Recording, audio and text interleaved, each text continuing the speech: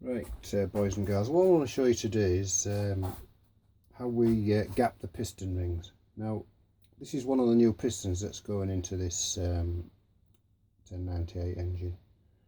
And I've already fitted the oil ring, but I'll come back to that later. The reason I've fitted this oil ring is because I'm going to use the piston as a guide so that I can size up the rings.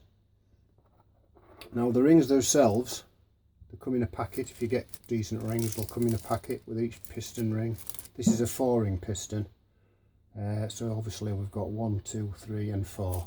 Some of them have got 5. Obviously there's nothing in there because there isn't a 5-ring. The oil ring, which I'll come back to, is made up of 3 parts, which is 2 scrapers and a spring. But for this video I've already installed the oil ring on this piston, simply because I'm going to show you why. So the order of the fitment is, it says on your packet, install in the following order. So it would be 3, 2 and 1, because it's only showing 3 rings there, you see, but we've got the 4-ring version which is there, so I'm going to come back to that one. Now, on these piston rings, they have they usually have a stamp, and I don't know if you can see it on this, but that actually says top. There's a little stamp on it that says top. So you make sure that when you're installing your rings, you've got them the right way around. So to gap excuse me, got a bit of a flu bug. To gap the rings, we bring the piston ring into the bore and just slot him into the top of the bar. Difficult working with one hand, as you can appreciate. We'll do our best. Now we'll come to why I used the piston.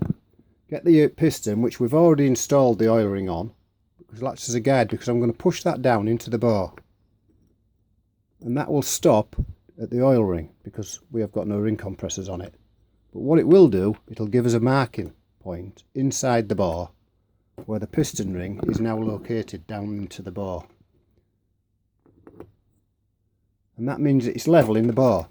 So now we can get our feeler gauge, which on this particular engine it's 0.7 to 0.12, and if you look in your manual you can see it quite clearly here, and it tells you what the piston ring gap is. The piston rings, 2nd and 3rd ring, and the fitted gap is 0.7 to 0.12. The oil ring, which I'm going to come back to later on, is the same, 0.07 to 0.012. So back to our piston ring in the bar, and you'll see there's a little gap in that piston ring, and that, if everything should be right, is 0.0, between 0.047 and 0.012. Now that's a little tight, but that is the 0.012. That is just a little bit tight, that, but it's within the tolerance. I can get the gauge in, so it is within that tolerance, and that's to allow for expansion in the with the heat from the pistons. Now I'm just going to file that little gap just a little bit more, just to make sure, because that is a little bit tight. So just bear with me 1 minute.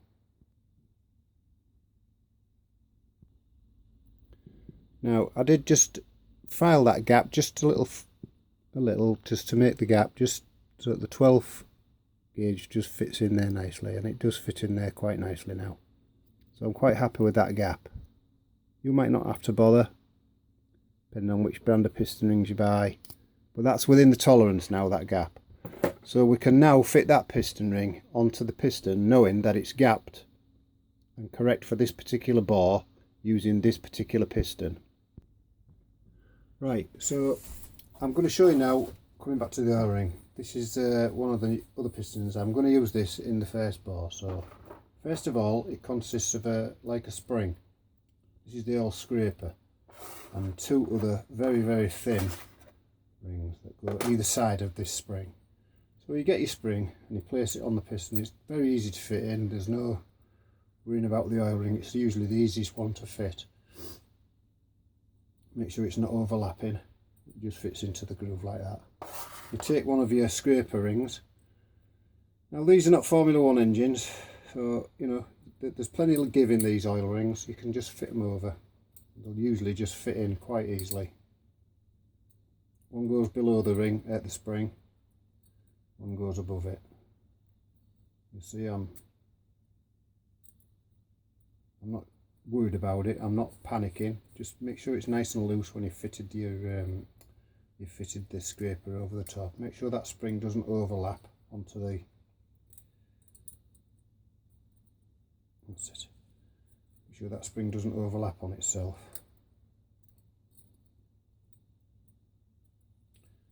Which it has done, I'm afraid.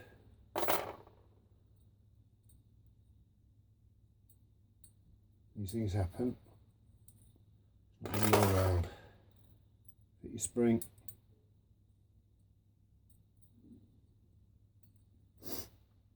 Fit your clip at your second scraper.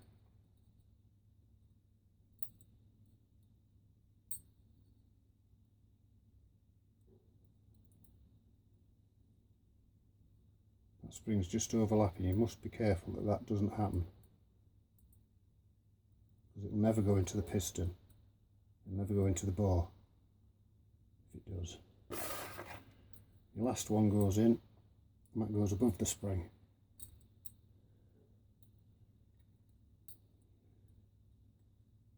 Feed it down nice and gently.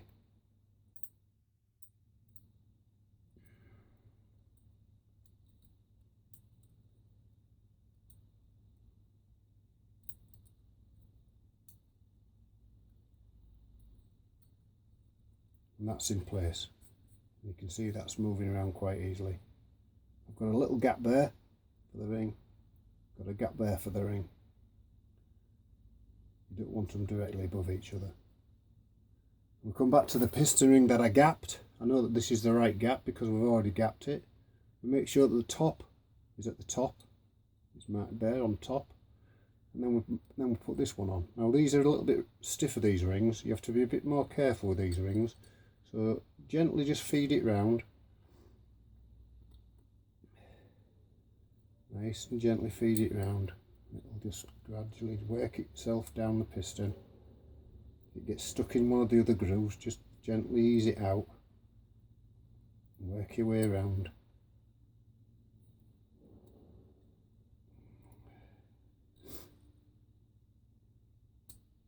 Until you get it to the groove you want, which is the bottom groove, the third groove.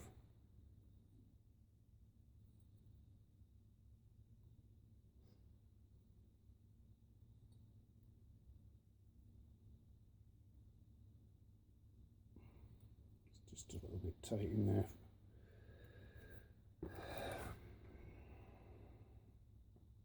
This would happen when I'm trying to show someone what to do.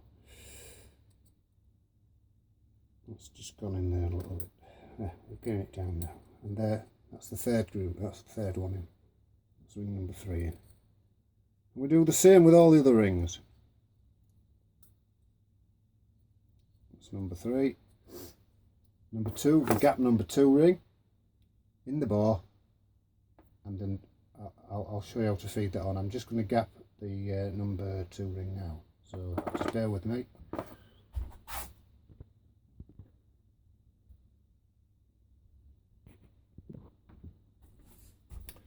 Right, I've gapped number 2, and if you look on the thing, the packet, it'll tell you fit 3, 2, 1. So here's number 2. Don't worry about clocking your rings just yet. We can do that when we come to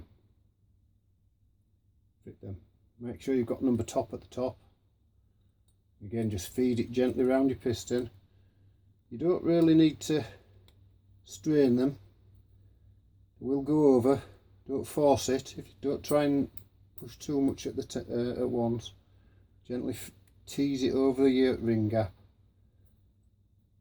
because it will want to go into the first ring it gets to.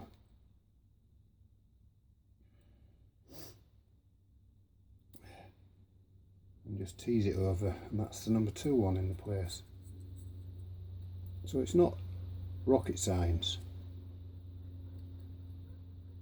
Then obviously fit your last one. Make sure it's marked top, don't confuse them. They've all got top written on them. And again, gently tease it on. And people will say, oh, you can't scratch the side of the piston, you can't do this, you can't do that. There's lots of things you can't do. But we're not running a Formula 1 team. If you're a little bit concerned, just give it a little rub over when dry. It's not going to make any difference. That little score isn't going to make any difference whatsoever to the running of your engine. And you've got your 3 rings in there now, all 4 rings in there. There's your oil ring. And clocking the piston rings, imagine it as a clock. There's the front of your piston, it's marked. There's a little arrow that goes to the front of your engine. So you want that pointing forward in your engine. So if you was looking at that as a clock face, then what I generally do, the number 1 ring, there's your arrow at the front. I'd put the number 1 gap at 10 o'clock, which is here. The second ring down, you don't want it say number 10, so I put the second ring down at number 4, so it's a completely round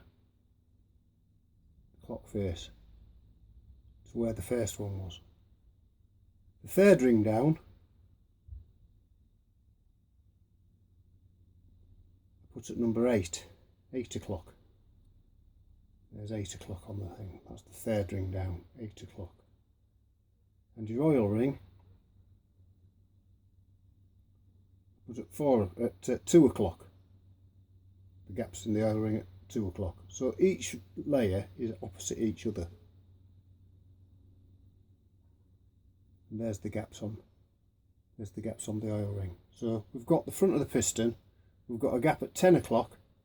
We've got the next ring down, which is at, there's the next ring down, which is at 4 o'clock. Number 3 ring, the next ring down, is at 8 o'clock.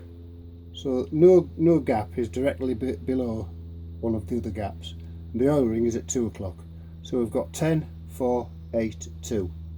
You can do any combination of those, just make sure that they're all opposite each other.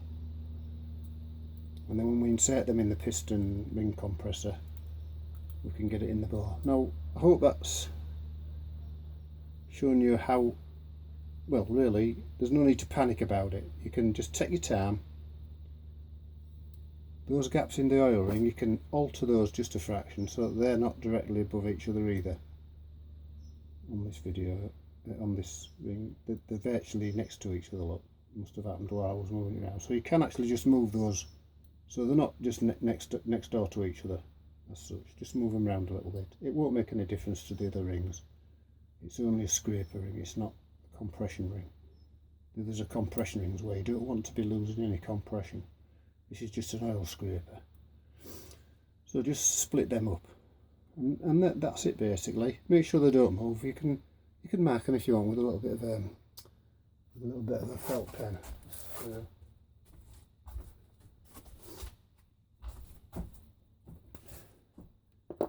I'll show you back again with a pen. Look, there's the front. There's the arrow for the front on the piston. So we've got 1 ring gap here. We've got another ring gap, the second ring down, which is here, the gap's here. The third piston ring, we've got the gap here. And the fourth piston ring, which is the oil ring, we've got at 2 o'clock, which is here. And none of those ring gaps are over the sides where the gudgeon pin goes. None of them are over that. So there you go. That's called clocking the rings. There's the arrow for the front of the piston. There. So make sure you've got that exactly right on all the others. So I hope that's been a help for you. And we'll go to installing these shortly. So Thanks for watching the video, and if you're interested, subscribe to the channel. It's very amateurish, it's not a professional build, and I'm not a professional movie maker, so if you like it, subscribe, and I can answer any questions that you've got if I can. Thanks for watching.